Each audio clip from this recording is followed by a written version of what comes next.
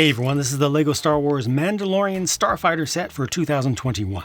As you can see, there are no side builds, which makes things very simple. It's just the main ship itself and the figures, which we'll take a look at a little bit later on. They're actually pretty good in my personal opinion. I love this. Just looking at it just like that, because all of the geometric shapes, all that color blocking, all that nice visual design work is accomplished through genuine LEGO building techniques, physical pieces put together that give you those really, really solid and confident colors. This set does use some stickers, but they're not critical to it. There are a few that are on the canopy that are fairly important. There's one here, and one here, but most of what you see here design-wise is accomplished with just physical LEGO pieces. That's exactly what I like to see. Unfortunately, this does lean forward a little bit, and I had a little debate going while I was building this live on Twitch over whether that should be leaning forward or not. And I looked at a couple pictures, and it seemed like there was a little bit of a optical illusion from some views, from some stills from the Mandalorian show. And in fact, it's not supposed to lean forward. So a little bit of modification, the tiniest bit, which you can actually accomplish with included pieces, is to just add a two stack of plates beneath this little landing skid pad here, just to make that the same length as these back here. And then that will work. We'll look at this from the underside as well. But this is a legit flight configuration more than it is a legit landing configuration for this ship. Even more legit is if you get the wings into a vertical sort of sail-like configuration and then rotate all this like so. That is good. So that's very easy to do. It's nice and secure in there. They actually use a ball joint, but only allow it to move on a single axis. So it gives you just a little bit of friction in there. It doesn't rotate automatically, and it'll stay exactly where you want it to be, so you can have that partial angle to it, which is cool. And the whole thing is very swishable. It moves about with confidence. It doesn't feel like anything's going to go wrong with it. It doesn't have fiddly bits. There's one thing that sticks out on the back, but again, it's secure enough, So this looks good to me, and it feels good to just fly around. And it does have a couple of spring-loaded shooters. I don't have the bolts in there right now, but there's one at either wing tip. There are also the stud shooters, which are inboard. You can see one there, one on the other side. And I think those look pretty good. Add a little splash of color to it. Now, the proper way to land this is to rotate the wings up. And they are independently on ratcheted joints. And then this would land like so. So again, it is leaning forward, and it should not be. And it's very simple to just add a couple of spare pieces to bring that up. However, there is a little quirk here. You could even see it in the official product photos for the product on Lego.com. It's not sitting on the rear landing skid things down there, the inverted slopes. It's actually sitting on the engine, so that's a little bit off. That can also be modified to be fixed a little bit, or I guess the easiest way to do it is, again, just to add a little bit more depth to these pieces. But it feels like something was missed there. I don't know exactly if there was a last-minute change or something, but it's actually sitting on the engines, which is not the best thing, but it's fine. It's plenty secure. You also see lots and lots of anti-studs in this configuration, understandably, as well do you do so when this is in flight configuration. So all this isn't the best look for LEGO stuff, just generally speaking. It never is. I've talked about this plenty in the past, including the recent past, but I personally don't have too many problems with this. To combat that would require adding so many more pieces. It would just make this so much more complex or less durable, one or the other, that I'm happy with this. And I like the color blocking. Once again, it's not the exact same pattern as on the top. It's not supposed to be. But I think it looks pretty respectable. This is obviously the best by far. This is not terrible. And I don't see a lot of colors that I don't want to see in here either. Just a little bit of yellow shows up right there for an axle. Otherwise, yeah, this is more than acceptable to me. One thing I'm not so happy with is the gap on either side of the canopy for the cockpit, right in this area. This little wedge-shaped space does not look good to me. And it looks worse once you put figures in there, which I'll show you in just a second. The stickers on this canopy, I actually personally like. I like the look of them, and they were easy to apply. Would it have been nicer if that had been a print? Yes, absolutely, 100%. But I'm not too mad about the fact that they're stickers. And again, they weren't annoying, and they're nice and opaque. They're not clear backed or anything. So that helps, I think. Of course, many people want only prints, but then Lego puts out prints that are not good quality, and these actually look better than the prints would.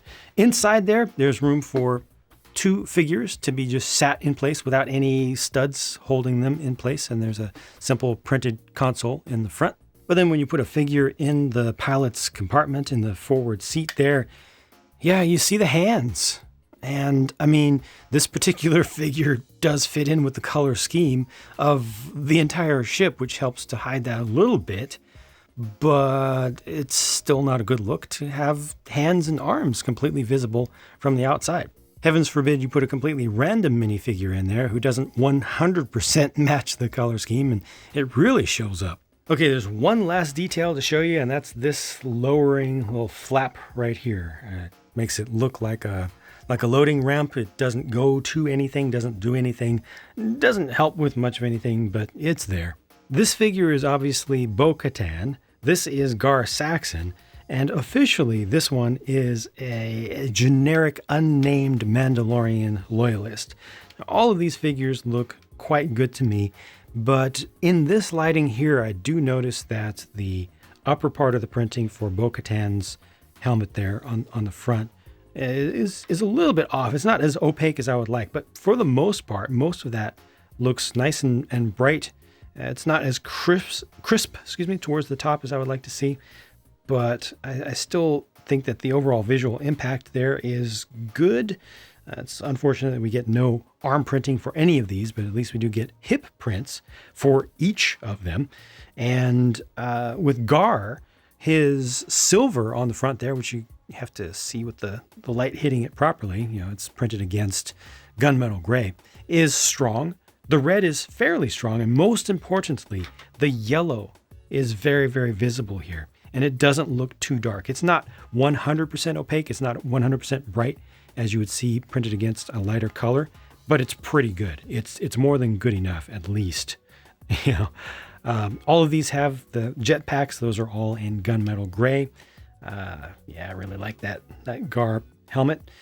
And they come with some pistols, all the exact same design for them. Not the most perfectly accurate thing, but I think a pretty good substitute for just those sidearms effectively. And only Bo-Katan gets an alternate face, with the unnamed character in the middle just having a generic black head, just so that you don't see any skin tone around the back of the helmet.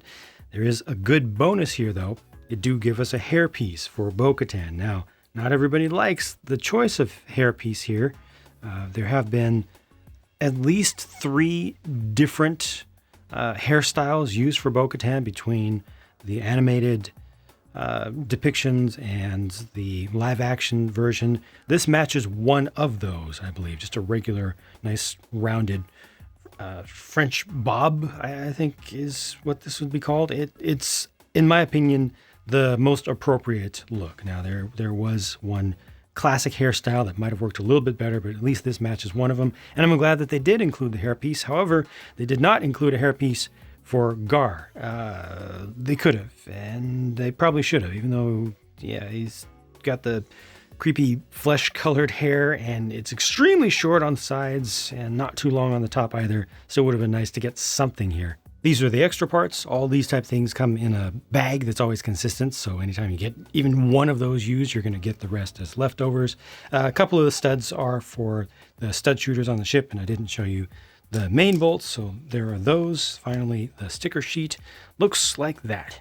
I paid $60 US for this, and it comes with less than 550 pieces. Price to part ratio looks fine.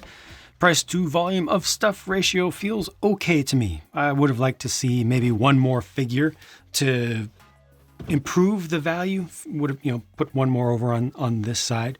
Would have felt a little bit better. But for the total amount of stuff here and how much went into the build, it feels kind of par for the course. If I compare this to, like, for instance, the Boba Fett's Starship set, which is significantly smaller, but has more bulk to it and a lot more detail, it makes sense to me that this would cost more than that, even though that one felt too small for its price, but it was really, really compact. You know, there was a lot of goodness in a small space. This kind of stretches things out, and then it does have that size advantage as well to a significant degree. So yeah, it doesn't feel too bad in that sense. Really don't like the gaps. The more I look at it, the more I think about it. I really don't like those gaps in there.